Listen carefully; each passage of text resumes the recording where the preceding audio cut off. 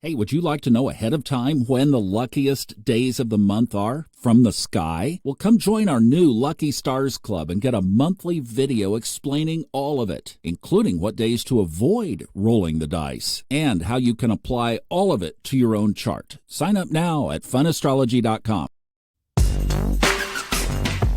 Welcome in to the Fun Astrology Hump Day podcast. Thomas Miller, thank you so much for joining us. We're going to talk about the sun trining Pluto today and everything Pluto. Actually, some observations that tie into yesterday's podcast. So if you didn't hear that, I would definitely suggest going back and catching that first because it's going to be groundwork for today. Yesterday was about the shadow side of things going on relative to the sun in Gemini, related to Pluto, related to the solar arc chart that we talked about in the Robert Glasscock did in the solar arc practicums. We've talked about it on Old Soul, New Soul quite a bit. Now we have the sun trining Pluto today. And by the way, we'd love to have you in the Lucky Stars Club if you'd like to check that out. We're going to be doing a monthly video. You could get in on it. Go to funastrology.com. It's at the top. This trine between the sun and Pluto happens at 11:13 a.m. Eastern this morning. Now, I want you to think visually with me. I know you can't see this, but think about Pluto is at 2 degrees in the sign of Aquarius.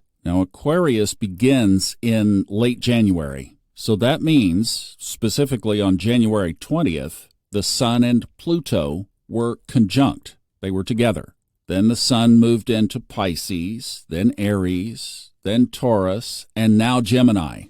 Gemini is an air sign. Pluto is in Aquarius.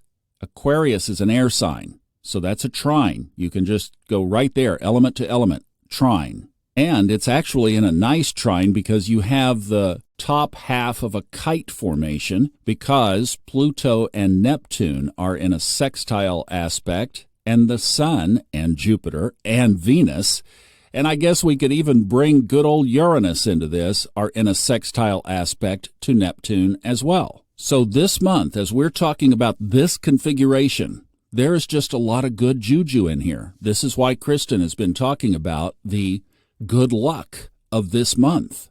And it is. This is very favorable. Look, you have the two benefics, Venus, Jupiter, 1 degree apart. You could call that uncomfortably close. The sun is another degree away. And the planet that rules things like astrology and our genius is in the neighborhood. Those are tied to Neptune, the spiritual planet, which is at 29 degrees and, as my chart is sitting here this morning, 29 minutes in the sign of Pisces. 29:29. That is everything about your spiritual development, your intuition, your clarity. I'm taking the non-shadow side of Neptune here because the clarity comes from our intuitive connection. And all of that is very positive right now. And Neptune, then, is in a sextile aspect to Pluto, really boosting the unconscious mind, unconscious or subconscious awareness. Intuitive prompts out of nowhere, vivid dreams unexpectedly. Yes, manifestations happening. Yeah, call it lucky stars. Actually, that term is a bad fit for what's really going on because we're just reading the symbolism of the chart, and the chart tells us that this is very favorable. But lucky stars just has a ring, and it has a really high vibe feel to it.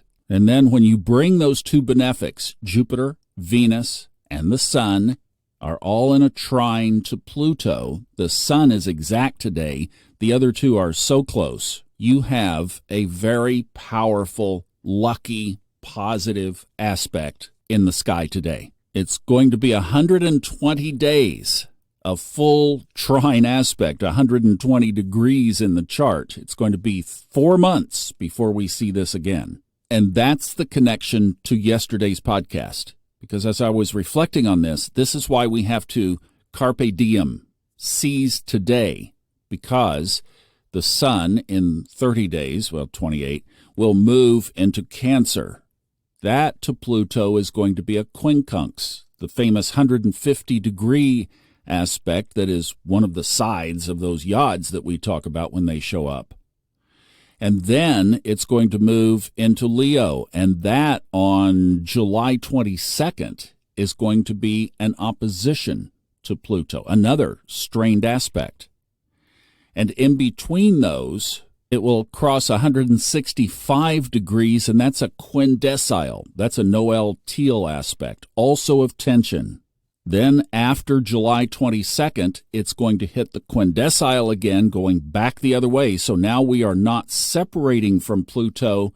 Now, as of July 22nd, we will be applying back to Pluto, moving from the opposition back toward the conjunction that will be next January of 2025. But after July 22nd, we have another quindecile, quincunx, and then finally the trine when the sun enters Libra late September. And in that 4-month stretch, as we get into those quincunxes, the 150 degrees, we're going to have some big yods in there as well. So these 5 aspects of the sun to Pluto coming up into this critical period that we talked about yesterday of that Saturn solar arc aspect in the fall is definitely something that we all need to be aware of. There's kind of a term floating around now, these times, right? And we're all feeling these times in one kind of way or another. Well, as we look back at people who successfully navigated these times in their own time, one of the things that they did is when good things happened, they always capitalized on it. That is right now.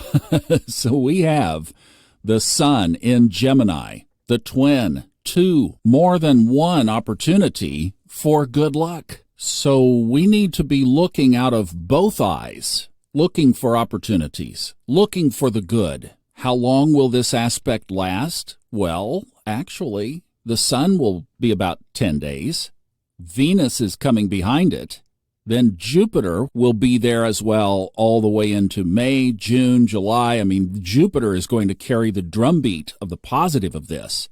And that is the ultimate good luck planet. So you see why I say we need to acknowledge the shadow but focus on the good?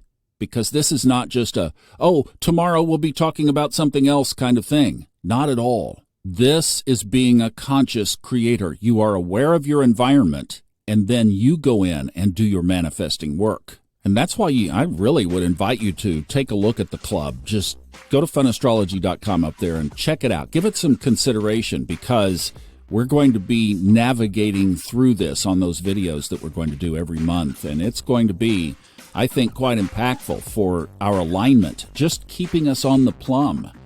So I hope you'll take a look at it. Thank you guys so much. I appreciate it. Good job today. I mean, wow, this is a lot of heavy stuff to assimilate. And yet, now, do you feel like your rudder is in place and that you're cutting through the waves a little better after this? I hope so. I love you. Bye-bye.